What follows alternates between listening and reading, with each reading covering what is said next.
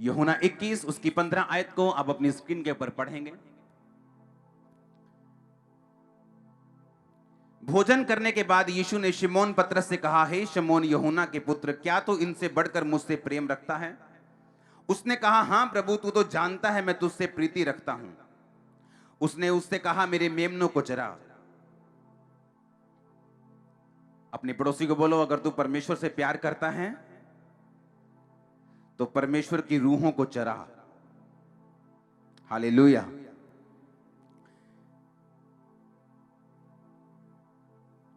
उसने दूसरी बार उससे कहा, हे शमौन यूहन्ना के पुत्र, क्या तू मुझसे प्रेम रखता है? उसने कहा, हां प्रभु, तू जानता है मैं तुझसे प्रीति रखता हूं। उसने कहा, मेरी भेड़ों की रखवाली कर। उसने तीसरी बार उससे कहा, हे शमौन यूहन्ना के पुत्र, क्या तू मुझसे प्रीति रखता है? पतरस उदास हुआ और उसने तीसरी बार ऐसा कहा, क्या तू मुझसे प्रीति रखता है? पतरस उदास हो गया क्योंकि उसको शक पड़ गया। उसको पता नहीं, ऐसा लगने लगा कि शायद परमेश्वर ऐसा समझ रहा है कि मैं उससे प्यार नहीं करता हूं, लेकिन मैं तो करता हूं। शायद परमेश्वर ने अपने दिल में अपनी वो बात रखी है कि मैंने उसका इनकार कर दिया था, शायद इसलिए परमेश्वर को शक है। लेकिन उसने तीसरी बार कहा, हां प्रभु, तू जानता है कि मैं तुझसे प्रीति रखता हूं। यीशु ने कहा, मेरी भेड़ों को चरा।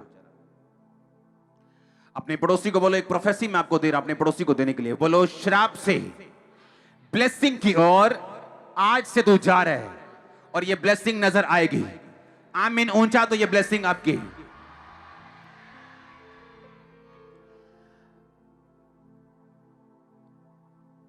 यीशु मसीह ने कहा, जैसा तू बोलेगा वैसा तेरे साथ होगा। मांगो तो दिया।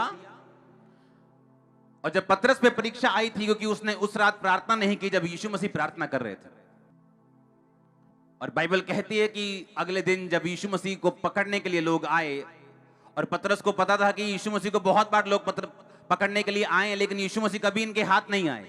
लेकिन उसको इस बार पता नहीं था कि यीशु मसीह ने अपने आप को उनके हाथों में जानबूझकर देना है, क्योंकि अब टाइम आ चुका है कि सूली पर वो चढ़ाए जाएं और तीसरे दिन मुर्दों में से जी उठें।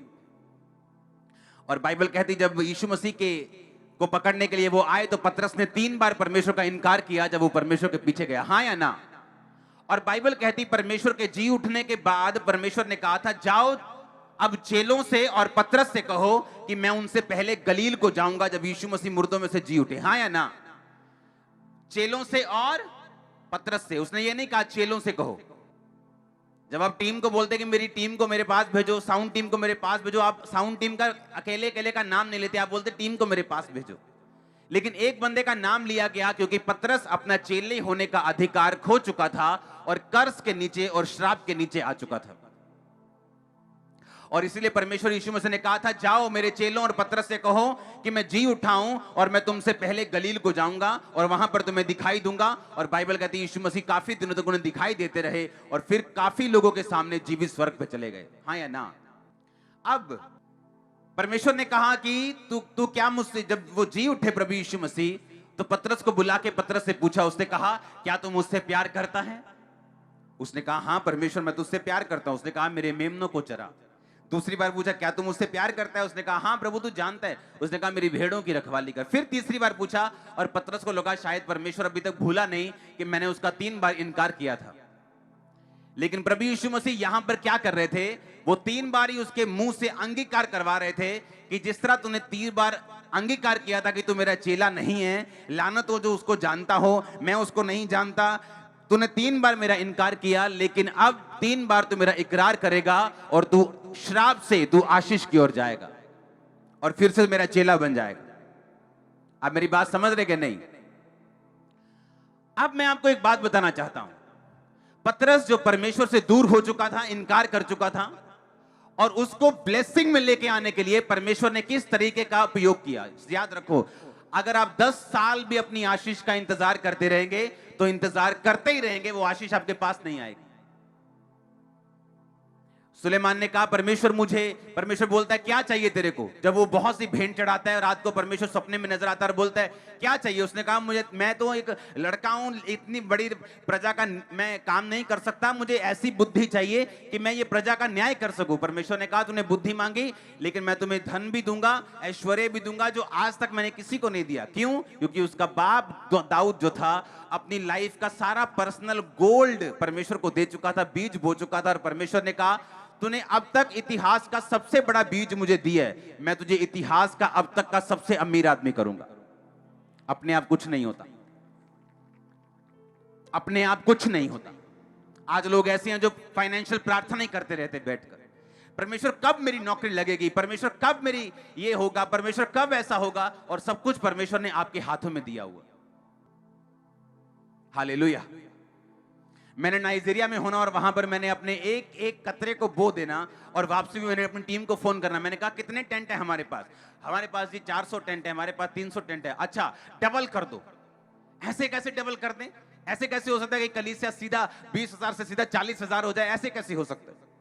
और मुझे मालूम था कि मैं वो बो के आया हूं जो मैंने पहले कभी नहीं बोया, मैं वो करके आया हूं, मैं उतनी प्रेयर करके आया हूं जितनी मैंने पहले कभी नहीं की। मुझे मालूम है मुझे इतना रिजल्ट मिलेगा जैसा मैंने पहले कभी नहीं देखा। और लोगों को लगता था शायद बड़ी मीटिंग के कारण लोग आए। नो, वो लोग रेगुलर हो चुके थे मिनिस्ट्री में, क्योंकि जो कुछ आप बोते हैं वो कुछ आप काटते हैं। अब परमेश्वर ने मेरे हाथों में दिया हुआ था, उसके हाथ में नहीं था। उसने कहा मैंने तुम्हें स्ट्रक्चर दे दिया, मैंने तुम्हें सिस्टम दे दिया, अब उस सिस्टम के अनुसार तू काम करेगा और तू बढ़ेगा। ऐसे पास्टर भी हैं जो 10-10 साल प्रार्थना करते रहते हैं कि हाय परमेश्वर मेरी कलीसिया कब बढ़ेगी, तो कब लोगों को लेके आएगा, कब रूहों को बचाएगा, लेकिन कभी नहीं बोते, कभी प्रेयर में नहीं जाते, कभी फास्टिंग में नहीं जाते, अपना हार्ट परमेश्वर के लिए कभी नहीं खोलते। जब ये चर्च बन रही थी, साथ साथ मैं दूसरी चर्चों को भी सपोर्ट कर रहा था, अभी भी कर रहा हूं। आप समझ रहे मेरी बात? क्यों? क्योंकि जब अगर हम बोएंगे तो हम क्या करेंगे, और हम अगर हम ऐसा बीज बोएंगे जो पहले कभी नहीं बोया, तो ऐसी फसल काटेंगे जो पहले कभी नहीं काटी। अब परमेश्वर को यह बात मालूम थी। अब मैं आपको बताता हूं कहां पंजाबी किथे कुंडी फसी कहते ना, किथे प्रॉब्लम है, की पंगा की है, वो मैं तुम दसदा किथे प्रॉब्लम। बाइबल में यीशु मसीह को मालूम था कि अब पतरस जो है ये कर्ज के नीचे, ये श्राप के नीचे, कि बाइबल कहती है जो मेरा इनकार करेगा मैं उसका इनकार करूंगा।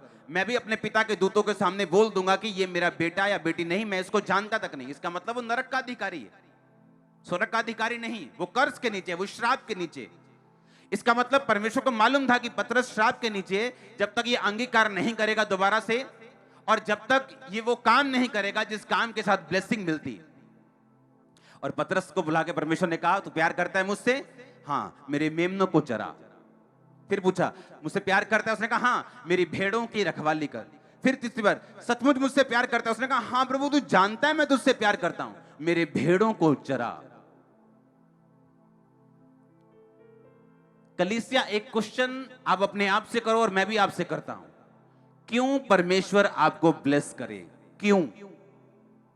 क्या रीजन है? क्या कौन सी रिश्वत आपने दी है? या अगर आप ब्लेस नहीं होंगे तो परमेश्वर का क्या नुकसान होगा?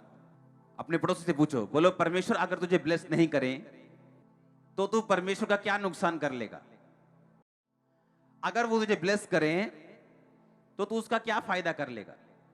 आप मेरी बात समझ रहे कि नहीं? अगर वो आपको ब्लेस ना करे, कौन सी कोर्ट में उसको घसीट सकते हो? किसी कोर्ट में नहीं। किस कोर्ट में केस करोगे? किसी कोर्ट में नहीं। किसको शिकायत करोगे? किसी को नहीं। कौन उससे ऊपर है? कोई भी नहीं। तो वो क्यों आपको ब्लेस करे? और अगर वो आपको ब्लेस ना करे तो उसका क्या बिगाड़ लेंगे हम? परमेश्वर ने सीधा सीधा नए नियम में उत्तर दिया। उसने कहा अगर तू मुझसे प्यार करता है और तू श्राप से आशीष की ओर जाना चाहता है तो मेरी मेमनों की रखवाली कर, मेरे मेमनों को चरा, मेरे भेड़ों की रखवाली कर, मेरी भेड़ों को चरा। यानी तेरी जिंदगी पूरी तरह से सुसमाचार पर डेडिकेट होनी चाहिए, समर्पित होनी चाहिए, परमेश्वर के राज्य के लिए तेरी जिंदगी होनी चाहिए। अगर तू ऐसा करता है, अगर तू ऐसा है तो परमेश्वर ने कहा हां, तो फिर मैं ये जान जाऊंगा कि तू सचमुच मुझसे क्या करता है? प्यार करता है। आमीन। हमारे YouTube चैनल को सब्सक्राइब करें ताकि आप परमेश्वर के गहरे वेदों को जान सकें कि कैसे आप परमेश्वर में बढ़ सकते हैं, कैसे आप दुष्ट आत्माओं से, नशों से, बीमारियों से और वंशों के श्रापों से आजाद हो सकते हैं।